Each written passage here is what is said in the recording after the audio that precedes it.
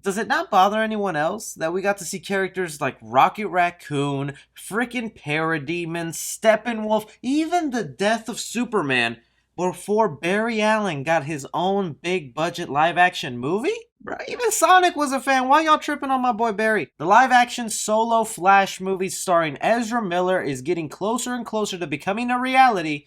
If it wasn't for the Rona, then make you Mona. What I'm going to be talking about today, guys, is the addition of a new villain that is going to be included in this solo Flash movie. How they were literally starting to film this thing in April if it wasn't for a big incident in our society. That and so much more, guys. So like I said, if you are a Barry Allen fan and you're going to be there opening weekend of the solo Flash movie, hit that like button and comment down below what you really want to see out of this live action solo Flash movie. Yes, we would all love Grant Gustin to be in the movie, but who knows? They got Friendly on the TV show. It could happen, but let's tame our expectations. Alright, so getting you caught up to speed, if you're not familiar with this solo Flash movie, I did a previous video talking about the main plot and the main villain for that film. If you want deep dive details, you can find it on my channel. But as far right now as the solo Flash movie, it is starring Ezra Miller. He remains our Barry Allen Flash. It's going to be directed by Andy Muschietti, the man who brought Pennywise to life in the most recent adaptations. They're going to be adapting a version of the Flashpoint storyline for the very first movie. I don't understand why. For you Flash fans out there, you would know that the Flashpoint story is sort of the big, or really I should say the biggest storyline that the Flash has to offer, that it's kind of weird you would do it in the first movie, in where it involves Barry Allen traveling in time, messing up his future, and then leading to alternate versions of the heroes we know, a darker version of the Batman, an evil Aquaman, and Wonder Woman. A lot of stuff they could do here. Most fans believe it's going to be the DC Universe's way of rebooting the franchise and getting rid of characters like Batfleck, and possibly even Henry Cavill, since it looks like we're getting further and further from another Man of Steel movie with him in it. What we're going to be talking about now is the addition of this second villain that's kind of wacky.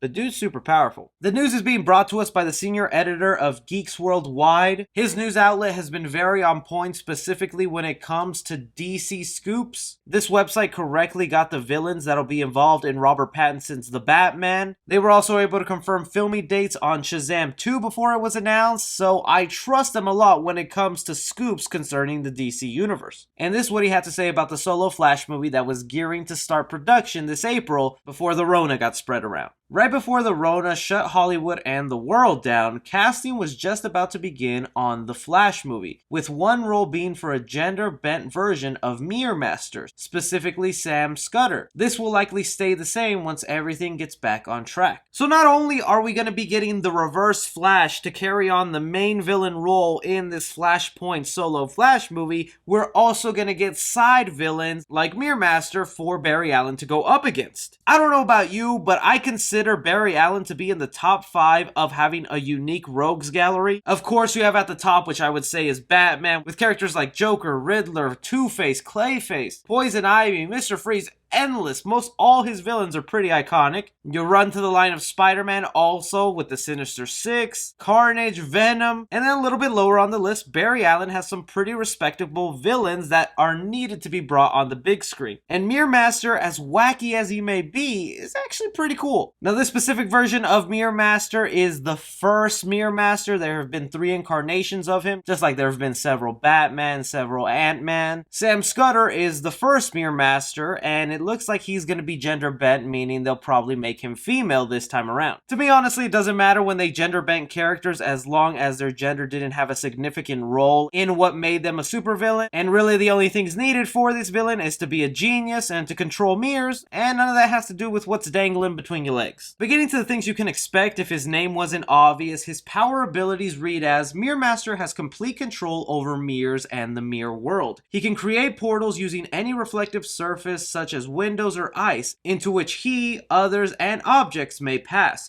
He controls access to these portals, is able to trap people in reflections. He is also able to generate mirrors of varying size that he can use for his various effects. His mirrors can be used to project holograms or illusions for communication and to hypnotize or mentally affect people who pass through them. On first hand hearing about Mer Master and a man whose powers is controlling mirrors, you think, well, that's kind of dumb. But this is why I freaking love comic books, because they take the simplest power and expand it so much where you're like, yo, I could do a lot with that. Not only can this man use mirrors to travel from different portals or communication devices, I think the biggest reason he's involved in this movie is because the man has access to a mirror world dimension. In the same way Ant-Man has access to the quantum realm where everything is small, micro-sized, think of this man as having access to a world where it's nothing but mirrors and there's an alternate universe inside. Some versions of comic books have this being your alter ego is trapped in a mirror where people speak backwards and where everything happens the opposite. When you pair that up, that this is the Flashpoint story and it's all about Barry Allen going to a timeline that's very opposite to his own, the mirror dimension could play a heavy role and we could see Mer Master teaming up with Reverse Flash to explain how the movie universe is going to create this alternate timeline for Barry Allen. That's obviously a huge speculation on my part, but bringing in a villain that isn't just about, oh, I can also run fast like the Flash,